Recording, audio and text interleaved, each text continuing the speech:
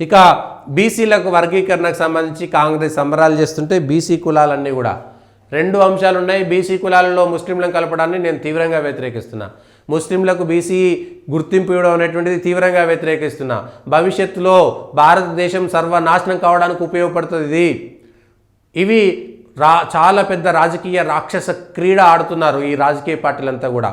రాజ్యాంగ వ్యతిరేకంగా మత ప్రాతిపదికమైనటువంటి రిజర్వేషన్ ఇవ్వడానికి రాజ్యాంగం తీవ్రమైనటువంటి వ్యతిరేకతను కనబరిస్తే కూడా చివరికి ఎన్నికల కోసం అత్యంత దారుణంగా దిగజారిపోయి మత ప్రాతిపదికన రిజర్వేషన్లు కల్పిస్తున్నటువంటి పార్టీలు ఇవాళ రాజ్యాంగం గురించి మాట్లాడడం అనేటువంటిది చాలా హీనమైనటువంటి చర్య.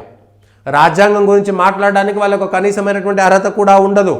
ఏ రోజైతే మత ప్రాతిపదికన రిజర్వేషన్లు ఇచ్చారో ఆ రోజే మీరు రాజ్యాంగాన్ని తుంగలో తొక్కారు, రాజ్యాంగాన్ని ఉల్లంఘించారు. రాజ్యాంగం అంటే మీకు గౌరవం లేదు. మీ రాజకీయాలు, మీ ఎత్తుగడలు, మీ ఓట్లు మాత్రమే. అయినా సరే ప్రజలు అనేక చోట్ల ఓడగొడుతున్నారు. దేశ ప్రజలందరూ కూడా ఆలోచించాలి.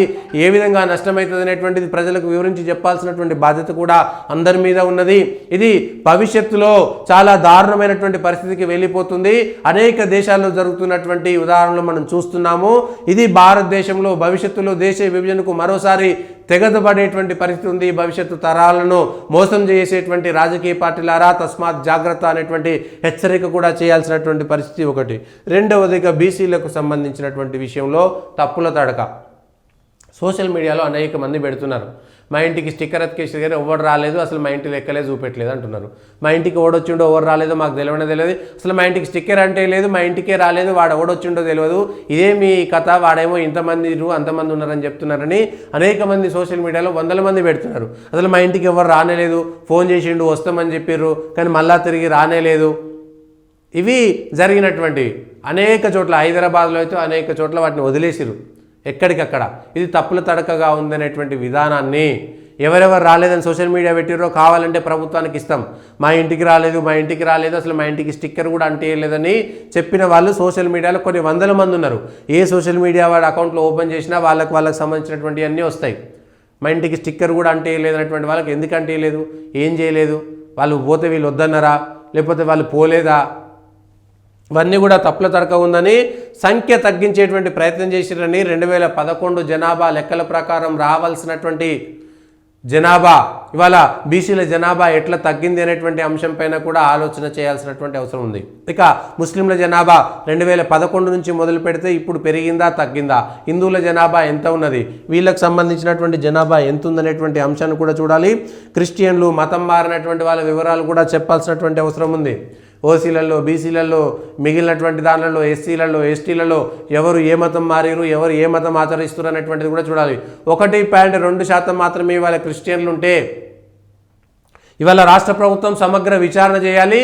రాష్ట్రంలో ఎన్ని అధికారిక చర్చిలు ఉన్నాయి, అధికారిక చర్చిలు ఎన్ని ఉన్నాయి, ఈ చర్చిలు అంటే ఖచ్చితంగా కలెక్టర్కు తెలిసి కట్టాల్సినవే చర్చిలు, అనధికారికంగా కట్టినటువంటి చర్చిలన్నీ ఉన్నటువంటి ఆ చర్చిలకు పోయేటువంటి వాళ్ళ సంఖ్య ఎంత, వాళ్ళంతా ఏ విధంగా మతం మార్చుకున్నారు, ఆ చర్చిలకు పోయేటువంటి వాళ్ళు ఏ కులం వాళ్ళు ఏ కులం పేరుతో ఏ విధంగా అనుభవిస్తున్నారు, వెంటనే దీనిపైన విచారణ చేయాలి. దీనిపైన సంఘాలన్నీ కూడా పోరాటం చేయాలి, ప్రజలందరూ కూడా నిలదీయాలి.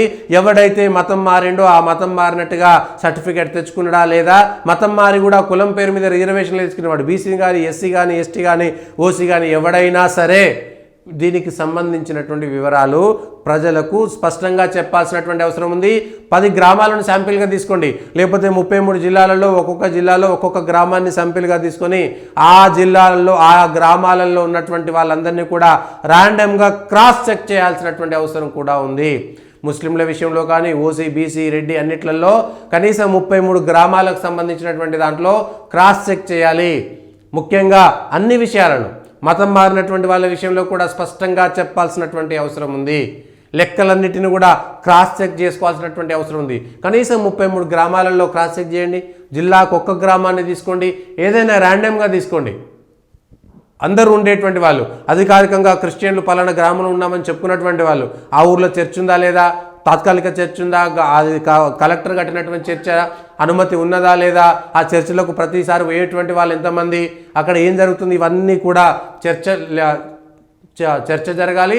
33 జిల్లాలలో 33 గ్రామాల పట్ల ఖచ్చితంగా ర్యాండమ్గా సమీక్ష చేస్తేనే ఈ నిజాలేంటో బయటకు వస్తాయనేటువంటిది కాంగ్రెస్ పార్టీ వాళ్ళ మేము బీసీ లెక్కలు చేసినామని చెప్తున్నారు.